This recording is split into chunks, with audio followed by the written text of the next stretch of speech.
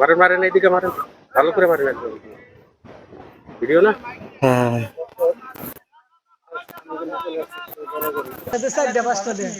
ভারতীয় নাগরিক বাংলাদেশে বড়াইবাড়ি 1067 প্লেয়ার দিয়ে পুশিং করে, সেই থেকে ভারতীয় বিএসএফ বাংলাদেশের উপর নজরদারি করতেছে।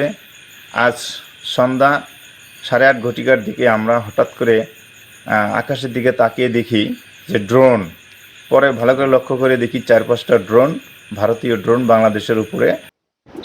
অনেকক্ষণ গোলা বারুদ ইয়া করলো।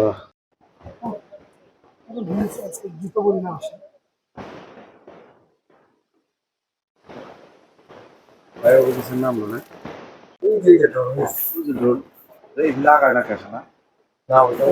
চিকেন নেক্স নিয়ে ভারত এখনো বড় রকম চাপে আছে বাংলাদেশের কাছে।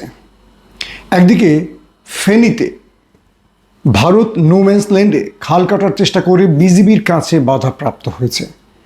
অন্যদিকে চীনের সাথে প্রফেসর ইউনূসের যে চুক্তি হলো লালমনিরহাটে এয়ারবেজ, এটি ভারতের ঘুম কেড়ে নিচ্ছে। পাশাপাশি চীন বাংলাদেশকে F-17 থান্ডার যুদ্ধ বিমান দিতে যাচ্ছে।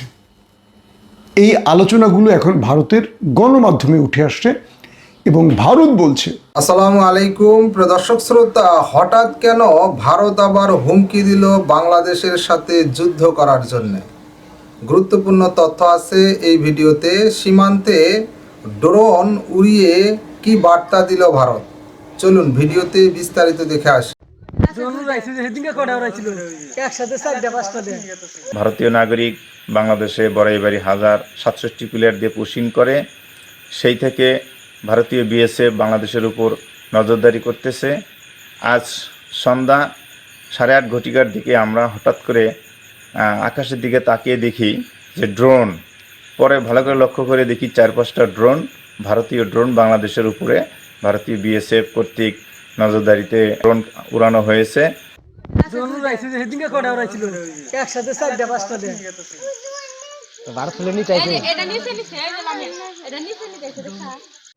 রাত্রে এই পাশে উত্তর পাশে দিছে দুইটা, দক্ষিণ পাশে দিছে দুইটা।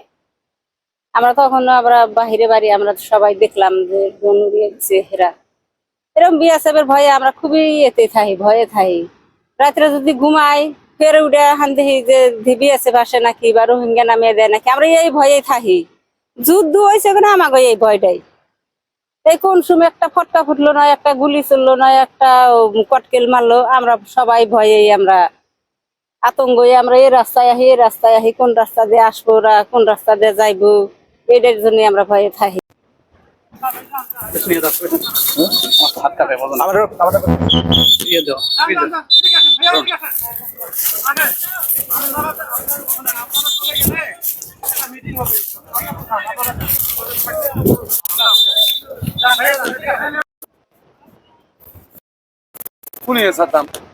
মারেন মারেন এইদিকে মারেন, ভালো করে মারেন একদম।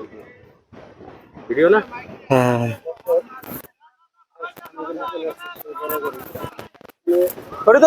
হ্যাঁ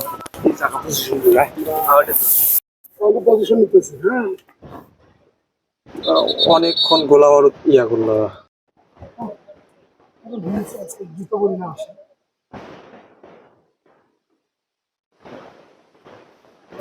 নামলো না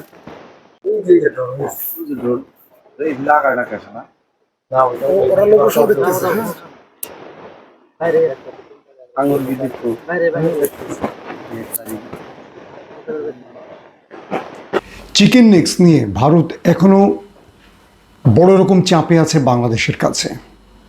একদিকে ফেনীতে ভারত নোম্যান্স ল্যান্ডে খাল কাটার চেষ্টা করে বিজিবির কাছে বাধাপ্রাপ্ত হয়েছে।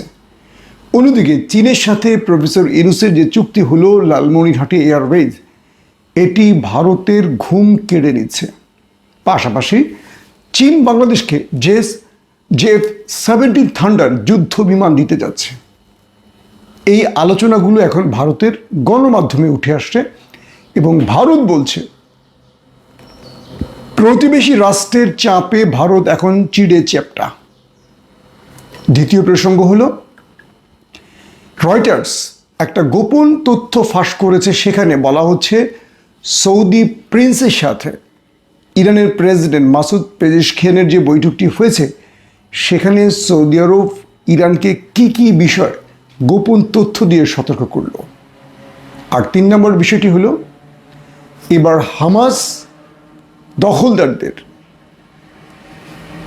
যুদ্ধবিরতি প্রস্তাবকে না বলে দিয়েছে, অর্থাৎ স্বয়ং আমেরিকা যে মধ্যস্থতা করতে এসছে তাদেরকে না বলে দিয়েছে। চলুন এই 3টি প্রসঙ্গে আলোচনা করতে চাই। প্রথমে বাংলাদেশ প্রসঙ্গে। বৃহস্পতিবার রাতে ভারতীয় সীমান্তরক্ষী বিএসএফ স্থানীয় শত শত মানুষকে নিয়ে আমাদের ফেনী, যে বাংলাদেশ এবং ভারতের নো ম্যানস ল্যান্ড অঞ্চল, সেখানে খাল কাটার চেষ্টা করে। তারা ভারী অস্ত্রশস্ত্র নিয়ে এসে বা প্রযুক্তি সরঞ্জাম নিয়ে এসে তারা এখানে খাল কাটার চেষ্টা করে। তারা আমাদের একটি বাঁধ কেটে বা একটি পাহাড়ি অঞ্চলের পথে মাটি কেটে তারা বাংলাদেশকে ভাসিয়ে দেওয়ার চেষ্টা করে। প্রত্যেকটি চেষ্টা আটকে দেয় স্থানীয় জনগণকে সাথে নিয়ে বিজিবি, অর্থাৎ আমাদের সীমান্ত রক্ষীরা। এবং এই খবরটি ইতিমধ্যে অনেক জায়গায় প্রচার হয়েছে।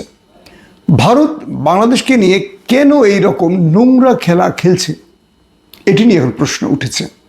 একদিকে নো ম্যানস ল্যান্ড যেটা ফেনীতে, সেখানে আন্তর্জাতিক আইন অনুযায়ী কোনো পক্ষই ব্যবহার করতে পারে না, কিন্তু সেখানে ভারত কি করে ভারী যন্ত্রপাতি এনে সেখানে খাল কাটার চেষ্টা করে। ভারত কি খাল কেটে কুমির আনার চেষ্টা করছে? অন্যদিকে যখন বাংলাদেশে প্রচণ্ড বৃষ্টি হচ্ছে, প্রবল তোরে ঝড় হচ্ছে, তখন সেখানে পাহাড়ি সরু পথ কেটে দিয়ে তারা বাংলাদেশকে ভাসাবার জন্য ব্যবস্থা নেয়। সেটিও আটকে দেয় আমাদের জওয়ানরা স্থানীয় জনগণকে নিয়ে। এক কথা বলতে পারি, ভারত তবে কি পাগল হয়ে গেছে? কেন পাগল হবে না? যখন আমাদের তাবেদার শেখ হাসিনা বিদায় নিয়ে ভারতের কোলে গিয়ে উঠেছে, তখন বাংলাদেশ ভারতকে এখন টাফ টাইম দিচ্ছে। প্রফেসর ইউনূসকে নিয়ে ভারতের এখন যথেষ্ট মাথা ব্যথা। ইউনূস প্রতিদিনই এমন এমন সিদ্ধান্ত নিচ্ছেন যে সিদ্ধান্তগুলো বাংলাদেশের পক্ষে যাচ্ছে, আর ভারত এই বাংলাদেশের পক্ষে যাওয়া সিদ্ধান্তগুলো তাদের প্রধান টেনশনের কারণ হিসেবে বিবেচনা করছে। প্রফেসর ইউনূসের সাথে চীনের যে বৈঠকটি হয়েছে, সেই বৈঠকে জানা গেছে পাকিস্তান আর ভারত যুদ্ধে যে গেম চেঞ্জিং যুদ্ধ বিমান ছিল J-10C এবং J-17 থান্ডার, তো J-17 থান্ডার 30 থেকে 32টি বাংলাদেশ কিনতে পারে চীন থেকে। এই বিষয়টি নাকি প্রফেসর ইউনূস চূড়ান্ত করে এসছেন। আমি বলছি না, ভারতীয় গণমাধ্যম বলছে, প্লাস পাকিস্তানের গণমাধ্যমও এই তথ্য স্বীকার করেছে। তার মানে যে যুদ্ধ বিমান দিয়ে পাকিস্তান ভারতকে পরাজিত করেছে, রাফায়েলকে ভূপাতিত করেছে, S-400কে উড়িয়ে দিয়েছে, MiG-29কে উড়িয়ে দিয়েছে, Su-30কে উড়িয়ে দিয়েছে, সেই যুদ্ধ বিমান পেতে যাচ্ছে এখন বাংলাদেশ, চীনের তৈরি। তো এটি ভারতের ঘুম হারামের প্রধান কারণ। পাশাপাশি চিকেন নেক, এটি প্রায় 20-22 কিলোমিটারের যে ভারতীয় অঞ্চল, যেটা ভুটান, নেপাল, চীনের করিডোর বলা যায়, সে অঞ্চলে বাংলাদেশ চীনকে নিয়ে কী পরিকল্পনা করছে, এটা ঠেকাতে ভারত নাকি রাফায়েল এবং S-400 মোতায়েন করেছে। এই খবরটিও দিচ্ছে ভারত এবং পাকিস্তানের গণমাধ্যম। যদিও কৌশলগত বা রহস্যজনক কারণে বাংলাদেশের গণমাধ্যম এই কথাগুলো জোরে সোরে বলছে না। বুঝতে পারছি না বাংলাদেশের মিডিয়া কোন কন্ট্রোলে চলছে। শিলিগুড়ি সীমান্তে, যেটার কথা বললাম যে 22 কিলোমিটারের মতো একটা অঞ্চল, ভারতের একটা গুরুত্বপূর্ণ পজিশন, এখানে তারা রাফায়েল এবং S-400 মোতায়েন করছে। আর বাংলাদেশ চীন থেকে কিনতে যাচ্ছে 17 থান্ডার। রয়েছে তুরস্কের ড্রোন, আরও আসছে তুরস্কের নতুন নতুন অস্ত্র বাংলাদেশে। তো এই পরিস্থিতিতে ভারত একটা বড় রকম টেনশনে আছে বাংলাদেশ ইস্যুতে। সেজন্যই ভারত বারবার বাংলাদেশে দ্রুত নির্বাচন চাইছে এবং রাজনৈতিক দলগুলোকে চাপ দিচ্ছে যে তোমরা দ্রুত নির্বাচন চাও এবং তোমরা ক্ষমতায় আসো, পরবর্তী তোমাদেরকে লাথি দিয়ে আমরা সরিয়ে আমরা আমাদের তাবেদার হাসিনাকে আবার বসাতে পারি। এটা হলো ভারতের গোপন পরিকল্পনা। আসছি এবার 2 নম্বর বিষয়। চীন ইরান এবং সৌদি আরবকে মিলিয়ে দিল। এরপর দেখলাম দু দেশের মধ্যে বেশ কিছু কূটনৈতিক সম্পর্ক, চিঠিপত্র আদান প্রদান এবং সৌদি প্রিন্সের ইরান সফর, ইরানের রাষ্ট্রীয় কর্মকর্তার সৌদি সফর, এগুলো আমরা দেখলাম। রয়টার্স একটি তথ্য লিক করলো, বলছে যে সৌদির রাজপুত্র প্রিন্স ইরান সফরে গেছে এবং ইরানে তিনি সফরে গিয়ে প্রেসিডেন্ট মাসুদ পেজেশকিয়ানের সাথে বৈঠক করেছেন, মিস্টার বাগিরির সাথে বৈঠক করেছেন, পররাষ্ট্রমন্ত্রীর সাথেও বৈঠক করেছেন। এবং এই বৈঠকে সৌদি আরব ইরানকে সতর্ক করে বলেছে যে আমেরিকা একটা যুদ্ধ পরিকল্পনা চূড়ান্ত করে রেখেছে ইরানের বিরুদ্ধে। এই মুহূর্তে ইরানের উচিত নিউক্লিয়ার ইস্যুতে শান্তিপূর্ণ একটি চুক্তিতে সমাধান খোঁজা। সৌদি আরব বলছে ইরানকে যে আপনারা আপনাদের দেশের সার্বভৌমত্ব রক্ষার জন্য দ্রুত একটি চুক্তিতে উপনীত হন, কারণ এই চুক্তিটি না হলে ইসরায়েল আপনার দেশে বড়সড় আক্রমণ করতে যাচ্ছে। কে বলছে? সৌদি আরব ইরানকে।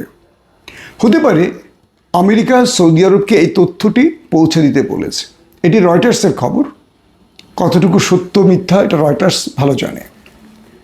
পাশাপাশি পশ্চিমা আরও কয়েকটি গণমাধ্যম বলছে যে সৌদি প্রিন্স এবং সৌদি বাদশার চিঠি নিয়ে যে সফরটি করেছেন ইরানে, সেখানে আরও বলা হয়েছে সৌদি আরব ইরানের সাথে সুসম্পর্ক চায় এবং তারা মনে করছে ইরান আক্রান্ত হলে মধ্যপ্রাচ্যে যে আগুন জ্বলবে এটা সবগুলো রাষ্ট্রের জন্য টেনশনের কারণ হবে। সৌদি আরব মধ্যপ্রাচ্যে এই মুহূর্তে বড়সড় কোনো আক্রমণ দেখতে চায় না, বা ইরান কোনো দেশের সাথে যুদ্ধে জড়াক এটিও চায় না। কারণ ইরান সাম্প্রতিক সময় বলেছে যদি ইরান আক্রান্ত হয় মধ্যপ্রাচ্যে থাকা পশ্চিমা দুনিয়ার একটি বেজও অক্ষত থাকবে না। তার মানে কি, আরবের প্রত্যেকটি দেশেই মার্কিন যুক্তরাষ্ট্রের সামরিক বেজ আছে, এগুলো ইরান টার্গেট করবে এবং এগুলোর ইরানের মিসাইল সীমানার মধ্যে রয়েছে, যে কারণে সৌদি আরব, কাতার, কুয়েত, আরব আমিরাতি দেশগুলো যথেষ্ট টেনশনে থাকে, ইরানের ভয় থাকে।